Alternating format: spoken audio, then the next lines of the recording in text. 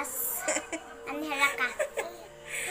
Yung patakasin ni Lian. Ayaw pagkatakas ba? Ayaw patakas. Hala, pasibungon pa ko. Pasibungon pa ko.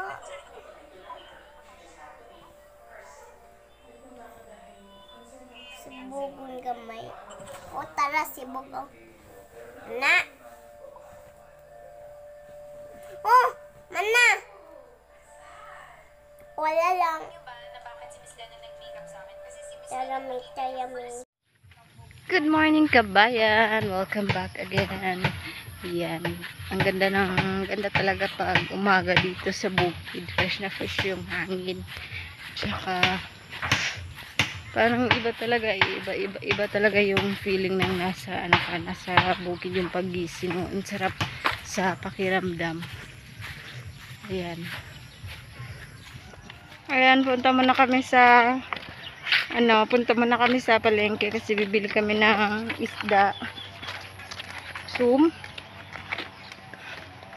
Bili kami ng isda. So naglakad na lang kami kasi nasiraan naman yung motor. Sira naman yung motor namin. So manghihiram na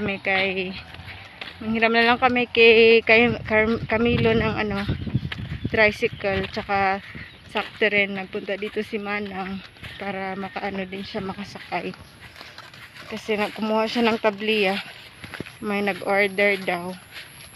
Ayan, baka may gustong mag-order ng tabliya dyan. 15 pesos 15 pesos 15 15 pesos pieces gani 15 basta 1 o 5 pesos yung 15 pieces o yan 15 pieces yung pita ng bisdak tao dala ni Lolo yung daming order ni Marisa na tabliya.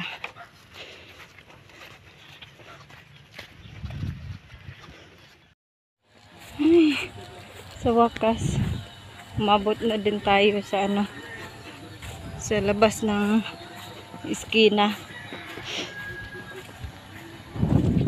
Ayan, nakauwi na kami galing sa Luzon. Nagtrampay ako kila Marisa kasi nagdala na naman ako ng damit. Baka hindi na naman kasi kami makauwi kasi may mga konti kami damit doon. Nag-ano din kami doon na sleepover din kami doon. Kamil ka to hawon be. Be, give ng tita be. Papunan na natin, papaalam tita.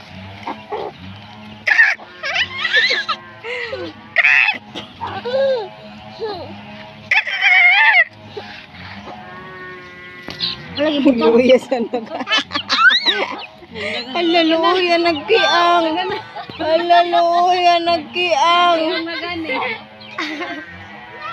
Ma. Chicken na, chicken. Ma. Chicken ba? Ganing tago ng chicken. Mga mga kabayan, ito yung mga taga-pasan. So, na sila, nag-parade. Ready na manguha ulit ng kahoy.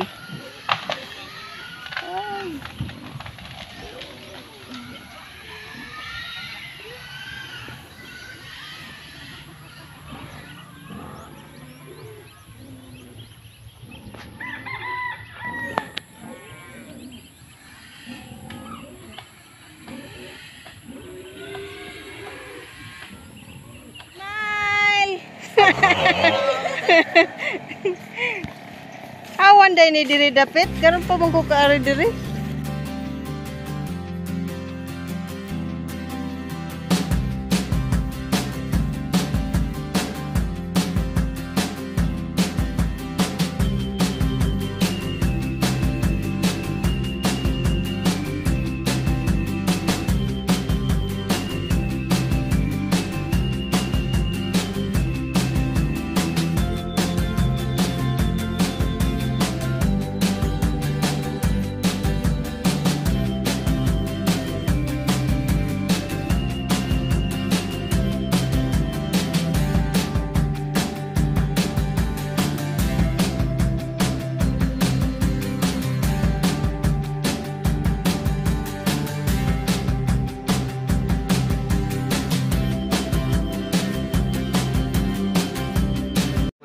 Ito na yung nahakot kahapon na mga kahoy namin.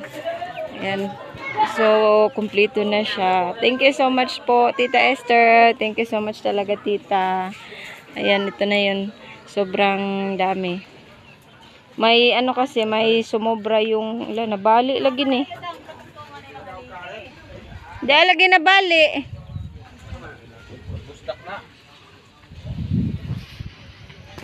Bale. Nabali. Putol. Ayan. Sobrang daming ano na kahoy. Iba-ibang ano to, iba-ibang laki tsaka haba. May ano kasi, may sumobra. So, ayan. Natapos na rin yung paghakot ng kahoy namin at saka natapos na rin nabuo na rin yung pinidos para sa bahay namin na gagamitin para sa bubong. So, hoping na makapagpatrabaho ulit na kami sa bahay. Ayan, busy yung kusina. Si Ashel nagluto siya ng yung tiil ng paa ng manok, tsaka magluluto ako ng bula-bula. Kasi gumawa kami ng ito, lumpia. Ang dami kong ujiti nito. Si Darb, si Louie, tsaka si Carmelo. So, mamaya magluluto tayo ng bula-bula. Ayan. Bola-bola. Square na yan.